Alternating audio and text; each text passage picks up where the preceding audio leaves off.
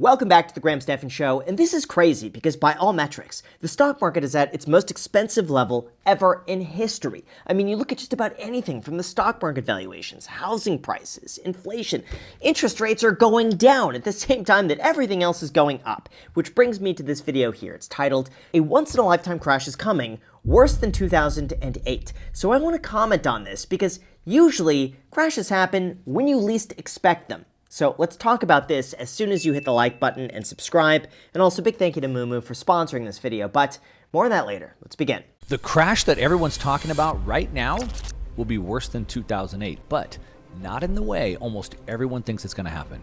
You see, the media has been bracing you for another crash, right? They're calling for a housing collapse, they're calling for a stock market wipeout, but that's not the real danger. This time, the bubble isn't in real estate. The bubble's not in banks. It's in a completely different sector that no one's watching. And when it pops, the crash effects will be nothing like what most people are preparing for. How many cameras does this dude have? It's like he's got cameras over there, cameras like top down. I've just started to see on YouTube, it seems as though the less editing you do these days, the better, because it comes off as way more authentic. Like if I just had this with no cuts whatsoever, I actually have a feeling to a certain degree it would do better than like all the zoom effects that I try to put on screen to make it like engaging for people's minds that just can't watch a straight shot nonstop without clicking to the next video. But anyway, I just want to comment on that. Let's continue. And here's why this is so dangerous. When the thing that everyone thinks is safe is actually the bubble, it means your savings, your retirement, and even the cash in your pocket, they're all on the firing line. Now, real quick on Mark Moss, I've invested, I've sold companies through multiple boom and bust markets. Today, I'm a partner at a leading Bitcoin venture hedge fund. And this is the same data that we're looking at to make decisions. And so I want to give it to you so you can understand why this crash is different, what the signs are that nobody sees, and how you can protect and even grow your wealth while everyone else gets blindsided. So let's go. All right, so I wonder if it's worth pointing out a bias if he's working at a Bitcoin hedge fund. That maybe he's anti-establishment, anti-dollar, wants everything to fall so that people look for maybe an alternative asset like Bitcoin, which right now, it's really interesting that Bitcoin prices have been incredibly suppressed, and there's no more excitement these days with cryptocurrency. The latest excitement seems to be in like Polymarket and Kalshi and these prediction markets, not so much Bitcoin. Meanwhile, silver's going up, gold's going up, the stock market's going up, Bitcoin's going down. Just from that perspective, it might be worth pointing out, hey, could be a bit of a bias with Bitcoin, even though, by the way, I do have a small percentage of my portfolio in Bitcoin. I'm a fan of Bitcoin, but just worth throwing that out there, just in case. Most people are expecting a market crash like we had in 2008. That's the last war. Maybe they're looking at 2000 or whichever period that you want to look at. But those were different. Those were deflationary crashes. A housing market crash, a credit bubble crash, a stock market crash. But when these markets crashed, we saw stocks drop, right? By more than 50%. Home prices, they collapsed 30 to 50%. Banks failed, unemployment skyrocketed. That's what happened. And as painful as that was, on the other side of all that, we saw huge growth, right? Because the crash was sort of like a reset button. After the crash, if you still had cash, you could get back in, right? You could buy that home, you could buy the stocks much cheaper, and then you could ride the recovery back up. Yeah, this is so true. This is how I got started in real estate. It was how I was able to buy my first house because of the great financial crisis. And even though I started my career at like the top of the housing market and I was selling real estate as a real estate agent and I watched the market go down, I was able to save up enough cash that in 2010, 2011, 2012, prices were so ridiculously cheap that I was able to get in as a first-time buyer and actually invest my money. It's also when I started buying a lot of stocks, I set up my Roth IRA, I started buying index funds. A lot of this I started in like 2009 to 11, and then from that point I began to build up. So listen, that was a bit of lucky timing on that one, that I wasn't like a few years older because I would have had a totally different outlook on this. But crashes like this, as long as you could weather your way through them, are some of the best opportunities of a lifetime. But here's the thing, that's not what's coming. And if you're waiting for another 2008 crash, you're going to get wiped out. I called it the reverse market crash because instead of deflation, we're facing an inflationary crash. Bitcoin's up 186%. Gold, which so many wrote off as dead money, has surged almost 95%. Even the Nasdaq and the S&P have moved higher, up 52% and 46%. Yeah, that's why asset prices are skyrocketing. But people keep saying, okay, we have a reverse market crash.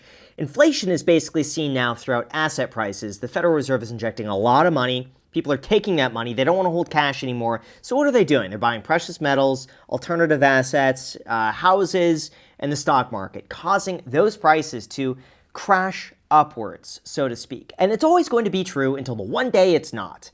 And now I'm not saying there's going to be a crash and that everything's going to be falling 50%, but I am just saying to be cautious that the market doesn't always just move up indefinitely. But notice what's lagging. The broader market indexes, like the Russell 2000. Right? It's barely up 30%. This is honestly a perfect example of why it's so important to buy the dip, because if you don't, you could miss out on some really incredible opportunities. Like usually, just from what I've noticed, the best times to buy are typically when the headlines are the most negative. That's exactly why if you want to give yourself the best chance of coming out ahead long term, it matters which brokerage you use. Like having access to real data, context, and research makes a big difference, and that's why our sponsor, Moomoo, is there to help. For those unaware, they are an all-in-one trading platform used by more than 26 million people worldwide. And beyond just placing trades, they provide context into what's happening throughout the markets. Like if stocks are suddenly down or trading much higher, you could ask Moomoo AI what's happening at the top of the app. With this, it pulls from real brokerage data like earnings, quotes, and options flow, and gives you a straight answer that you can actually use to understand what's going on. They also have an institutional tracker, which is one of those things that you don't realize how useful it is until you actually go and try it. This shows you how large funds are allocating across sectors so that you can get a sense of where the big money is quietly moving. On top of that, they also include free Morningstar research, analyst ratings, premium news from places like Wall Street Journal and Bloomberg, and even insider trading data so that you could see who's buying, what they're buying, at what price they're buying, before you even place a trade. They also offer $0 commissions on stocks, ETFs, and options, no contract fees for equity options, free level 2 data, real-time options chains, and advanced order types if you want them. So if you're trying to be more intentional about investing in 2026, check out Moomoo down below in the description, and when you sign up and make a deposit using that link, you could get up to $1,000 worth of NVIDIA stock for a limited time. Plus, as if that's not good enough, they will also give you a 3% match on your initial deposit, up to a maximum of $600. So basically, you could get up to $1,600 when you sign up using the link down below for a limited time. Enjoy. Thank you so much, and now let's get back to the video. So if you'd been sitting in cash on the sidelines waiting for another 2008 style crash, or if you'd followed maybe Ray Dalio's all-weather portfolio, which is the classic Wall Street playbook, you'd be way behind right now. Yeah, the reason why, by the way, is because AI has really lifted the valuations of the biggest tech companies. And every other business out there is almost in a recession. And so in a way, you have this very K-shaped economy where the best companies are doing really well thanks to AI. They're getting an influx of capital. And then every other business is really suffering because they don't see those tangible benefits. They don't see the money flowing in them like some of these big tech corporate giants get. So that's something to keep in mind. A simple equal weight allocation in the top 4 assets, Bitcoin, gold, Nasdaq, and the S&P, would have turned a $100,000 portfolio into nearly $194,000 by October of 2025. Meanwhile, Ray Dalio, the all-weather strategy, would have grown to about $118,000. That's a 64% outperformance. The reason why, too, on this one is because bonds have underperformed. No one is investing in bonds anymore. The prices have fallen. People have lost faith in a lot of the safer investments out there. A lot of the mentality lately is simply, I have to invest my money aggressively to be able to get a return that's worthwhile, because otherwise everything is skyrocketing in price. If I don't make 8% a year, I'm effectively losing purchasing power. And a lot of people have moved their money out of bonds and into stocks. So now the big question is, if this isn't like 2008, where is the real bubble today? It's in the one place that everyone thinks is safe. It's government bonds and in the dollar itself. Both are being inflated by trillions of dollars in new debt and endless central bank printing. The U.S. government is borrowing over $2 trillion a year just to stay afloat.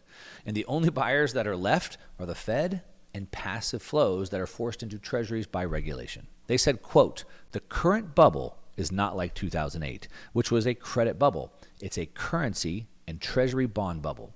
And when the foundation of the entire financial system is the bubble, then everything built on top of it, stocks, pensions, real estate, even the paycheck, becomes unstable. Okay, so what he's basically saying is that the Federal Reserve and the government is doing everything they can to print a whole bunch of money to prop up the value of the dollar, make it seem more relevant, prop up the value of treasuries, which is basically like an IOU to the United States, and that in itself is a bubble, because if you get rid of all of the artificial demand of basically the government just buying their own bonds and printing more money to buy things that they already have, when you get rid of that, demand would collapse. And so that's what's keeping the economy afloat, according to him. It would be kind of like saying, hey, I got this $100 IOU, who's going to buy it? And then you look around and like, no one's interested. So then you say, oh, well, I'm just going to create this funny money over here and then buy my own bond. Oh, look, I just sold it. Look at the demand for that. All right, I got another bond. Who wants this? And then like one sucker comes in and buys the bond because they think, oh, wow, other people are buying it. It's good value. No, you're basically just buying it yourself, and that's what the government's doing. So I could see from his perspective how this does create a bubble, but there is also a lot of demand for U.S. treasuries, genuine demand. I mean, look at Warren Buffett. He owns hundreds of billions of dollars worth of U.S. treasuries. I think he owns like 5% of the entire treasury market. A lot of other countries buy U.S. treasuries. A lot of people buy U.S. treasuries. Now, how much do they buy versus the government? I'm going to put the results on screen here so you can see for yourself. These tech giants have become so dominant, they now represent roughly 34% of the S&P 500's market cap as of August of 2025. In 2024, companies like NVIDIA, Meta, Amazon, Apple, Microsoft, Tesla, Alphabet, all of those, they drove more than half of the S&P 500's gains. Some of that, though, is that the largest companies are just gaining so much market share and everything is becoming concentrated. Like you have an economy now that's more and more dependent online. Everything is virtual, and you could just have a few mega corporations that control the vast majority of the internet, the vast majority of attention, and those clear winners just keep getting bigger. Now, eventually, you're going to have a few scragglers at the bottom that'll make their way up there and do really well. But by and large, I think we're just getting to a point where we're consolidating attention, we're consolidating the economy, and we're just getting a few behemoths that see these outsized returns, where a lot of the other companies are losing money. Now, these companies, they feel safer, right, than holding dollars. So people pour money into them as sort of like this pseudo safe haven. And then, of course, there's Bitcoin and gold, right? The main beneficiaries of capital flight right now today. We just looked at how Bitcoin's up 185%, right? That's since December of 2023. Gold's up 95%. Now, the fact that these digital and metallic safe havens have outperformed the bulk of traditional assets isn't an accident. That means that people are quietly moving capital into crypto because they see through the illusion that cash is safe. So what looks irrational, like NFTs and tech stock mania, crypto bubbles, it's actually kind of rational when you understand the context. These are safe haven bids. They're not speculative bets. I don't know. I would see some of that as a bit of a speculation. I mean, Bitcoin, I could say, yes, I understand the appeal of why people want to put money in Bitcoin. I'm long Bitcoin. I'm bullish Bitcoin. But I also admit it's a little more speculation than something like gold. It's a little more speculation than something like the stock market. Bitcoin tends to behave, except recently, kind of like a triple leveraged NASDAQ. And it's really traded within that specific range for quite a long time now. Now, at some point, it might diverge from that, but I wouldn't say it's not speculation. I would simply say it's the result of a lot of money not knowing where to go, and then placing it throughout the entire market with a few bets there where if they pay off, they're going to pay off quite handsomely. Here's why I say it's going to be worse than 2008. Because in 2008, it was also a reset, right? Homes got cheaper, stocks went on sale, and eventually those new buyers could step in. The next generation had a chance to get back in, right? And as much as it hurt, at least there was an opportunity on the other side. But today, with the bubble not being in housing or credit, but instead money itself, when the dollar and the treasury bonds are the bubble, there's no reset button, right? There's no better chance to get in later. There's no reset. I mean, think about what that means. The other problem with this, though, is it seems like the federal government just gets involved to save the market before it ever gets too bad. So you get these like quick 20% declines, and then boop, they start printing more money to basically just inflate us out of the mess. And then they just kick the can down the road a little further. So it doesn't seem like you get these actual market corrections, but rather the market has all these underlying problems, and their solution is to simply Let's inject more money into the economy. Let's print a little more. Let's lower interest rates.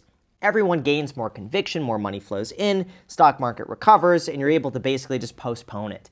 I don't know if we have a free market anymore because of how much government subsidies there are, how much stimulus goes into the market. I don't know if we're going to see a time ever again where things can just correct on their own. Businesses just go out of business. Things just shut down, and then new businesses come up in their place. I don't know if they're going to let that happen. Well, the winners in this kind of crash are the people who front run the collapse, right? They own the scarce assets that can't be printed away. Assets like Bitcoin, right? Digital scarcity that governments can't print. Gold, it's the oldest form of hard money. Prime real estate, collectibles, businesses with real cash flow that can rise with inflation. Meanwhile, the losers, they're the ones sitting in cash. They're the ones hiding in government bonds. They're the ones that are thinking that they're playing it safe. I think it's always a balance, though. I think it's totally fine to keep some money on the sidelines in government treasuries or tax-free muni bonds or whatever you deem to be safe for your portfolio, just in case, as a peace of mind fund to be able to sleep at night, just in case something were to happen. Because otherwise, if you're all invested in this and you're leveraged to the max and you lose your job at a time when everything falls and you have to sell, like, you don't want to ever be in that position. So you want to make sure, no matter what, you at least have 6 months worth of your expenses saved up. You keep a consistent income so that if the market falls, you keep buying in. And if you need to use the emergency fund, so be it. But you'll want to make sure when everything does fall, at some point in the future, you have enough money to buy back in. I think that's incredibly important. I would not be 100% invested. I never think that's a good idea. I think majority invested, totally fine. But keep some money on the sidelines, just in case. Always a good idea. Or maybe they're in some other types of diversified assets that won't keep up with the rate of money printing, monetary debasement, or what I call the real rate of inflation. But for us, because we see this coming, we don't have to get wiped out. We don't have to see the quality of our life decline. In fact, you can use it as a once-in-a-generation chance to multiply your wealth while everyone else is blindsided. Let me know what you guys think down below in the comments. It does seem as though if they're lowering interest rates, they're either getting ahead of problems before they get too bad, or they're truly just going to inject a ton of money in the market with no regard whatsoever to asset prices and just let things inflate. And hopefully enough people are able to participate in this to make some money in the process, because otherwise it seems like the free market is a thing of the past. The government's getting involved to prop things up, and yeah, it's very bad if you don't have money invested right now. So at least start dollar cost averaging into the markets, keep some cash on the sidelines, and no matter what, hit the like button and subscribe if you haven't done that already. And also don't forget to check out Moomoo down below in the description. They are a fantastic resource for free information, stock charts, whatever you need. They're awesome. Check them out down below. And also you could claim the bonus as well. So you may as well do that. Enjoy. Thanks so much. And until next time.